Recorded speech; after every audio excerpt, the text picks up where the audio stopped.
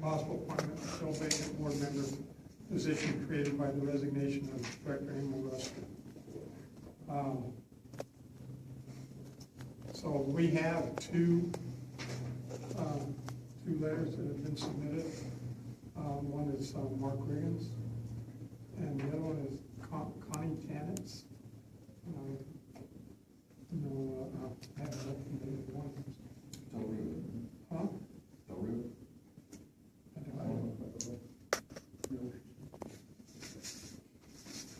Mr. Chairman, my advice would be, at times the board's met at 6 p.m. Sometimes you meet at 7 p.m. I would express that you exercise liberality about accepting applications for the vacancy, so that what was described earlier during public comment. And I think that's in the public interest. It would still be in compliance with Government Code Section 7. Do we have any objections to this? I do, just from the fact that when myself and Mark Riggins submitted our papers to run for election, we were told it was a very firm time.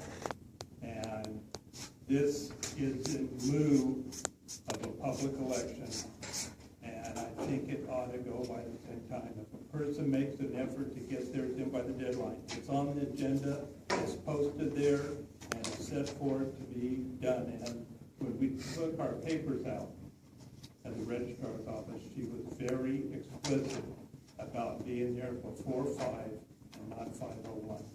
May I raise some discussion, being this is an agenda item? Yes. Thank you. Once again, Jake Minger. You guys know I've served in public office, and there's a significant difference between being elected and appointed. When someone is elected, you're making a commitment to serve out a term. When that doesn't happen, it throws a big wrench in things, because there's an expectation that someone that was elected by the public body would have that opportunity. There's also a period much greater than 3 weeks to be able to campaign, to be able to go out and do everything you need to do in order for the public to be able to make a proper decision. In this instance, the public does not get a chance to make a decision. There's members of this board that is here. And that does give flexibility in being able to be open for the public and doing what is right and proper for the good of everybody in Salida Fire Department.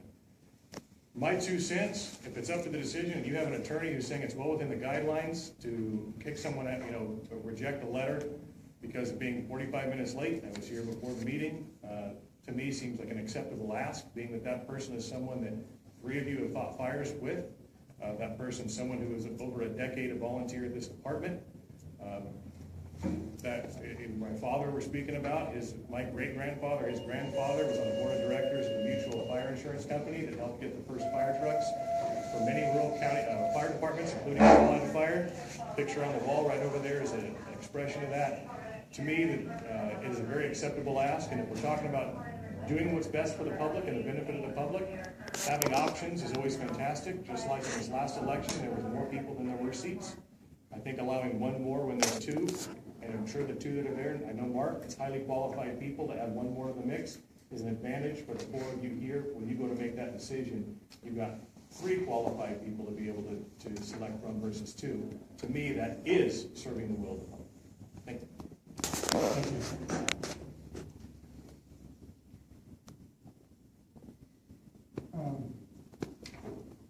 Any discussion? Yeah, on behalf of the union, it's been, well, first of all, let's ask the question earlier that Mr. Spicer asked was, I think it's within legality, but was there any solicitation by the board? By the board, no. Jerry, did you solicit? I'm not saying by the. You solicited. I give him a call, call him. I'll let him respond to that. Hold on, I'm not done yet. Okay? So, it's fine, I think you're within your legality, that's fine, but it was I solicited. did not realize It was not. It was not. It was not. I'm not done. No, it wasn't. Okay, hold on. So, just asking, when was that phone call made? Oh. Well, I asked Jake first, Okay. informed him. Okay, he says, well, Dad, he was retiring from the State Farm Bureau president. Right. I don't know, it was 2-3 weeks ago at least. Okay. At least. So, I say that. He wanted to know, he wanted to think about it and have some time to consider it. That's fine. I said, I'm just asking you, I said, there's a position open, it's up to you. I just knew he was an ex-firefighter in Salida, And I thought he would be a good one. I didn't say he was going to get the position. Sure, I mean, you I can. didn't say nothing, but But you I did called not me. realize, that I don't think I was soliciting. I No, was if I just could telling. address, you. because this I'm not is, done yet, so hold on. that's fine. Are you still going? No, go ahead. Okay, so the phone call was made at least a couple of weeks ago. At least. Okay, so you're a board member, you know that. Well, he didn't know anything about this. He didn't know, the letter was My not point is presented. that it was 2 weeks ago, so we're waiting until an hour before the point of drop off. I would think it was reasonable time to get it here before the 6 PM deadline that was posted. I'm not opposed to you or your dad or anybody else, but you're gonna send a huge message. You hate the term the good old way, but Jesus, if you called somebody that used to be part of this department before, and I'm speaking on behalf If, of. I want to address first off. Hold on. I got a call from, I'm still talking. So let him discuss too a little bit. No, He'll have his chance. you I'm had still a chance to talking. have a back and forth with. So I'll direct to the director there, here. Your call. Go ahead. So my only point is that it's 2 weeks, right? We've got time. I understand there's issues that are so forth, but you are, as a board, are gonna set this horrible precedent. Well, we allowed it for this, and now we're gonna allow it for that. We've got so many other irons in the fire going on right now. From a union standpoint, I don't think it's a good idea. I appreciate the fact that they are running for that. But that's 2 weeks of making a phone call, which I think you're more than willing to do that. Well, Able to. I did tell you what, Paul told me he had considered, he had a lot to think about. He's got a lot of irons in the fire. Totally agree. And I said, well, it's gotta be in by Thursday at 6 PM. But, okay, so you said Thursday at 6 p.m. Yeah. So we made that clear. That's right. I don't think we should be making an exception when we already have candidates that have put forth. I mean, you're setting a horrible example for those that have followed it by the way. It's no different than the rest of us that are here at work. I can't change Well, let that. me put it this way, if they come in at the same time as Jake did, I would have a problem with it. You know, sometimes the timing is, Mark said timing is critical in an election, but being appointed is a different story. 2 weeks to have the time. Well, you know, I could have 6 months and I And wouldn't if, get and it if on it's for time. Paul, where's Paul at? Paul's out of town. And when you say he's got a lot of irons in the fire, I think the board needs a little bit more. But Paul is a Attention. highly, the reason I called him and Jake too, is because I didn't call Jake till after MID election and all that. And I just said, I thought they were very, very, very qualified. It would be a plus to the board of directors. I'll finish I it mean, with they this. have had tremendous more experience than we have. I'll finish it with this. If you allow that to happen, you are gonna set a horrible precedent. Well, sometimes you have to set a horrible precedent to, you know, to make it right in the long run. That's good. Jared, That's good. That's good. Maybe there was a discussion about myself and my father, can I have a chance to address I that? think the attorney wants to speak. Sure, I'm all Yeah, for it. you know, let's just say in the last 10 months or so, you know, I've participated a lot more closely in things dealing with the board. And I think that, you know, there's some things that I try to distinguish.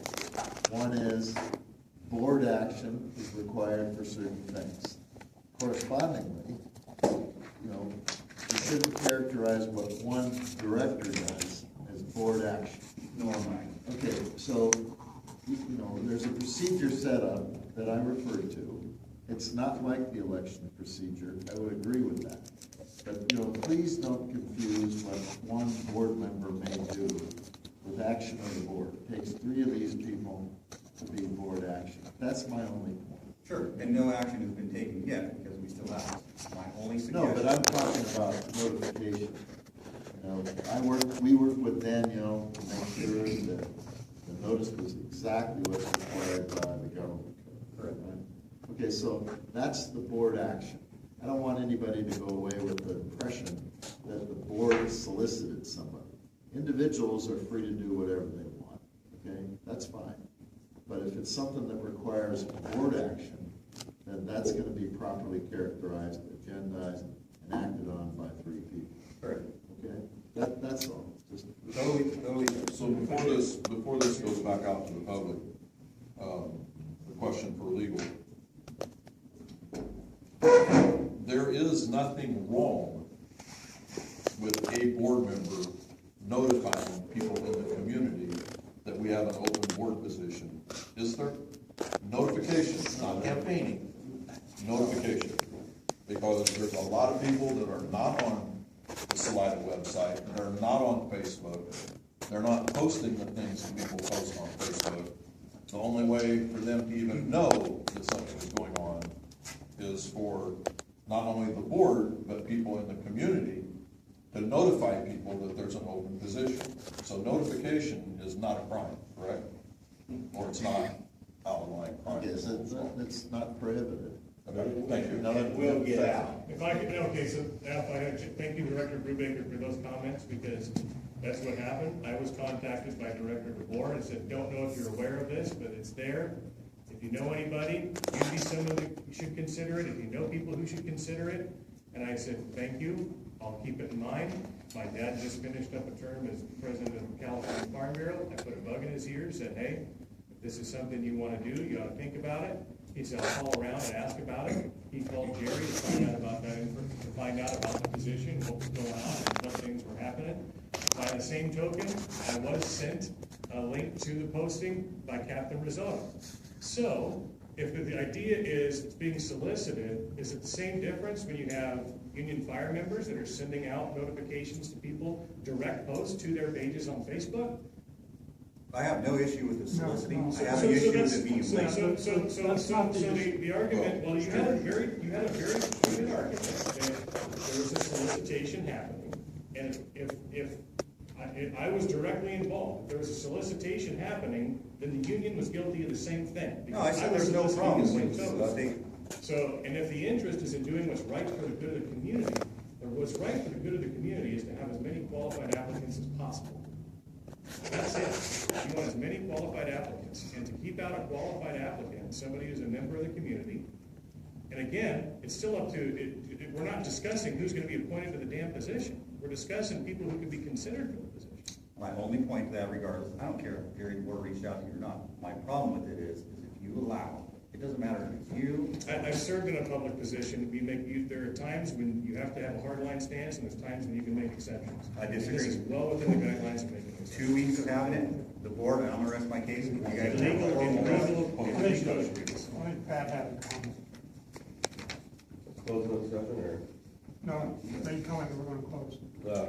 just for clarification, the union, Mr. Ringer, did not solicit one person. And Same- neither same- did same- Director DeBoer. same- That's my point. Same illusion as Mr. Ross has given you, is one member does not speak for everybody. That was my. And I would encourage the board to take Mr. Ringer's, what statement he says, take a hardline stance. Paper said close at 6 p.m., close at 6 p.m. I mean, you gotta balance the budget, you can't read numbers, can't read time. 6 p.m., 6 p.m.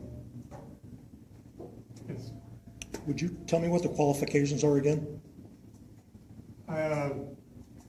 You have to live in the district. I believe you need to be You a have to be a voter. registered of the district, resident of the district, and a registered voter of the I district. think that's the two qualities. That's it. How do you become And I highly suppose- qualified? I suppose it's implied that you're interested. Yes, sir. Yeah, he submitted a letter. Yeah, Yeah, it was weeks ago. that's it. Let's back us. Any discussion amongst us? Yes. The past election, there were 2 people in this entire district that expressed any interest in running for the board of the Salida Fire Protection District, myself and Mr. Ricketts. We both went on it. For me, it's a no-brainer. Here's a person that actually went out, met with the public, campaigned, and did his due diligence for the position here. There were 3 positions, there were 4 of us running. He got the lesser amount of votes, that's all fine and well. But what it really comes down to is I am the first person that the citizens of this district have been able to elect on their own to a board in at least 50 years, as we're coming back.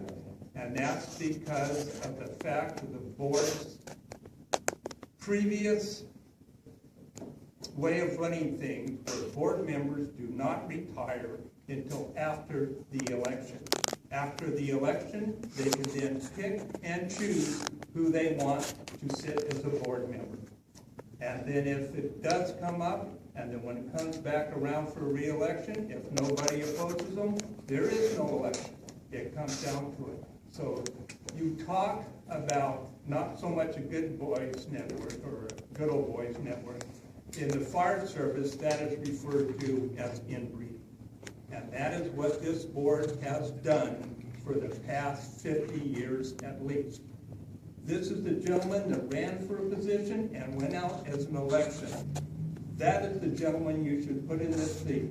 He is the person that the people said they would like to see in here. Not 5 members of this board, but at least several hundred members of the public said they would like to see Mark Riggin in there. Connie didn't run for it. Mr. Winger could have put in also, but he had no interest in it until he was contacted. He had no interest in this board at all. So what does this come back to do? It comes back to me to look like the board is cherry picking who they want to go along with them again. And that is not right. We have a person that ran for election. It was just a few months ago. The only thing that really messed things up is Boyd got so perturbed that he quit before his term was up, and you could appoint someone back to him. When he quit, that opened it up to an election.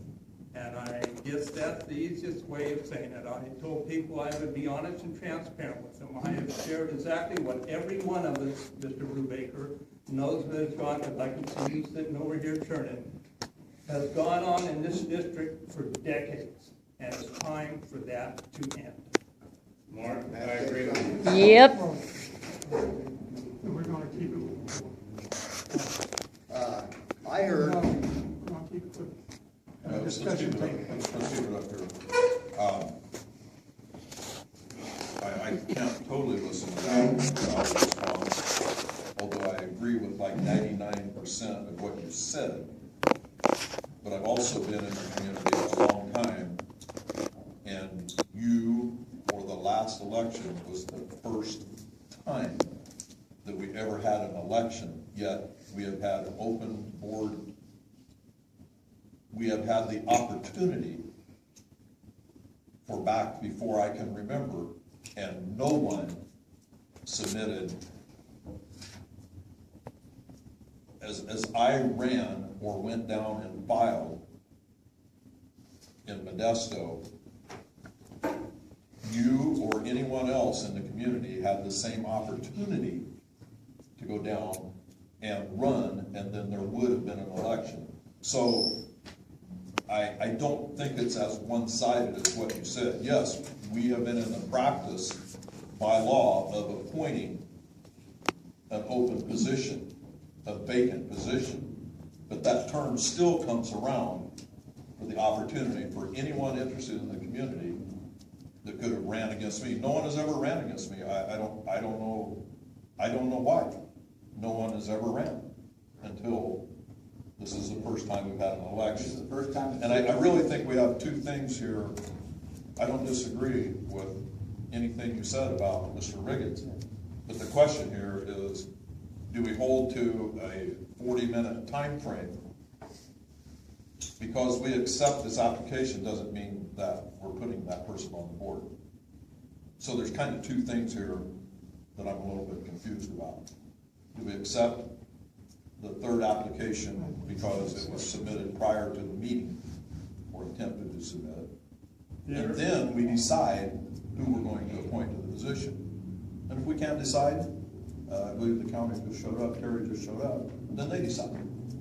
I mean, it's two separate things, not who submitted it, but do we accept that application? That's what we're faced with. In that case, what's going on here is the letter got in late, and I can put mine in after hours, That's the issue. then I'll run.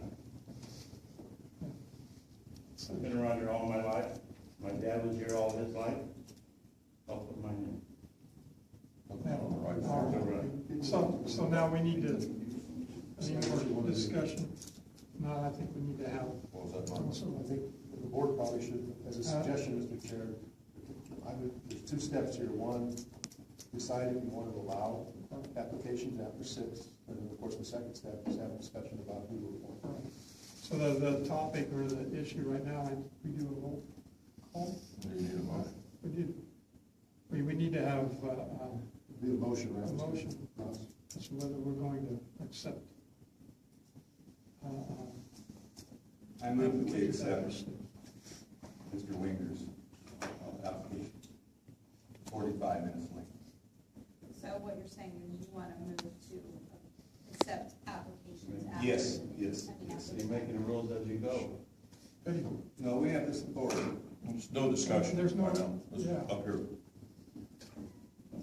Can always vote the motion down. That's right. We have a second. Okay, we don't have a second.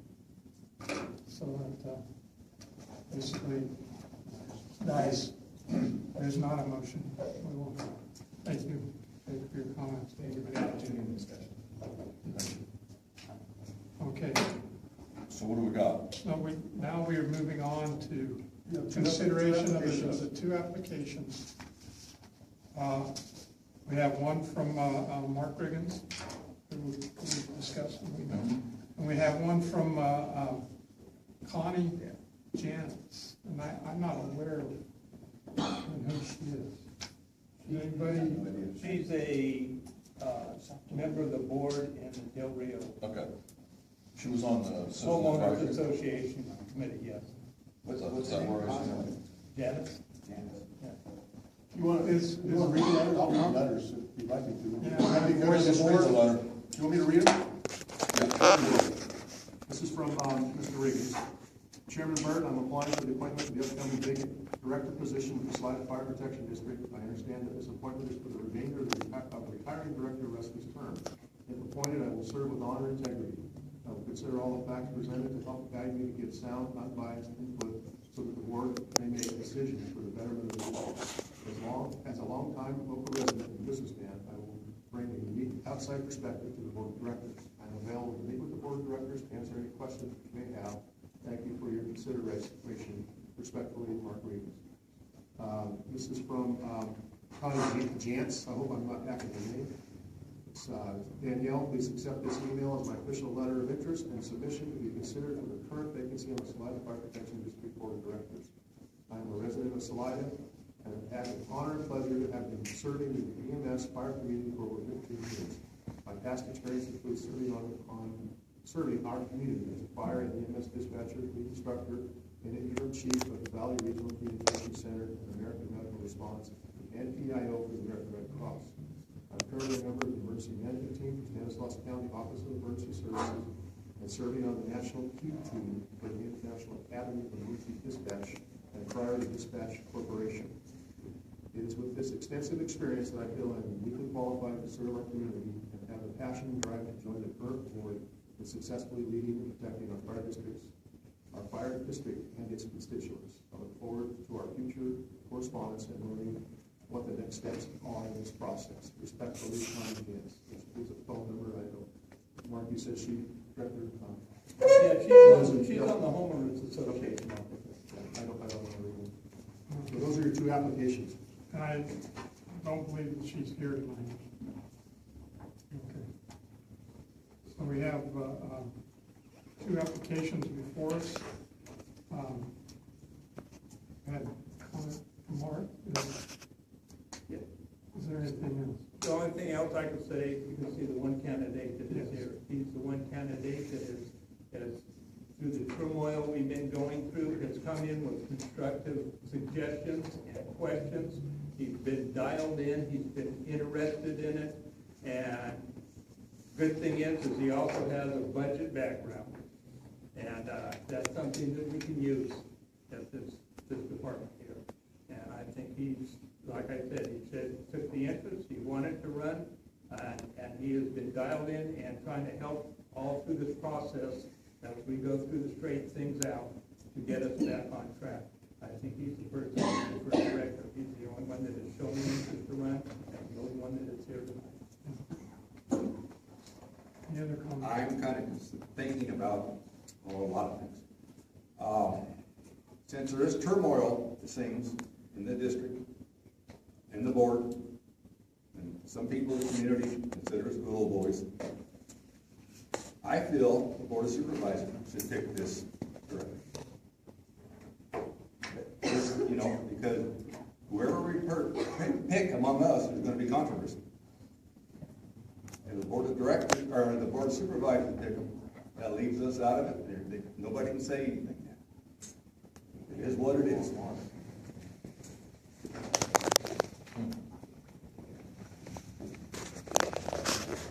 I mean, whoever's interested can, you know, I don't know how that's gonna work. They can pick anybody, I guess, if they want.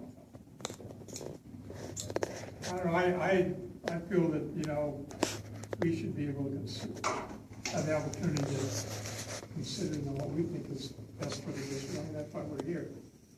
That's why we've been doing. So I keep reading the little boys club all the time. I That hear bothers that. me a little bit. I think that we need to, there's certain things, at least in my mind, that we should be considering. Mark has made a lot of good points in regards to Mr. Riggins. I know you've been here just very religiously at board meetings over the past months, and very much interested and involved in the board activity. I also believe that, you know, we have an opportunity to select a board member that's from a geographic area that's not necessarily represented by the board. You know, and that's something we really should consider as well. Yes. I don't believe that the West is represented as it should be. My 2 cents. I have a question for Mr. Wiggins that you definitely don't have to answer. What is your financial and budgetary background? I have a Bachelor of Science degree in organizational behavior from the University of San Francisco. I worked for Procter & Gamble for 15 years in the sales department, put together budgets for a territory. I worked for Sensient Dehydrated Flavors and Turlock for 14 and a half years in a regional sales position. Managed about a $70 million territory. Was responsible for overseeing employees in the area, 12 western states, 3 western provinces of Canada. Put together budgets. I'm not saying that I'm Warren Buffett, but you know, certainly I know my way around financial Thank you. things. Thank And you. may Now I I remember the sensitive part. may I make one comment? Please. Just for transparency, my company that I work for now, Sweetener Products, is currently soliciting business with Seneca Foods, and I believe you work for Seneca, but I don't think that there's any connection. We're actually talking to a gentleman back in New York. So I just wanted to bring that forward so that everybody understood that if we do get some business with your company, I don't think that there's going to be really any crossover, but for transparency. No, we can have discussion after a motion is moved and seconded. One more thing, may I add, please? Mr. Chairman, I move that we nominate Mark Riggins to fill the vacant position under the terms described.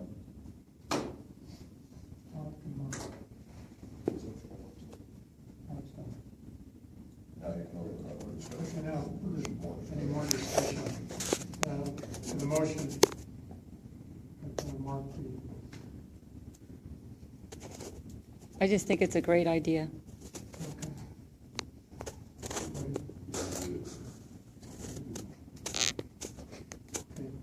There's no discussion, board or otherwise?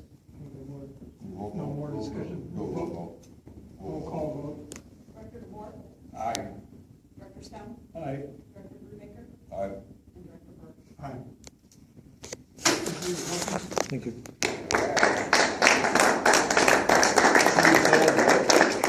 Sure you still want to do it? Absolutely.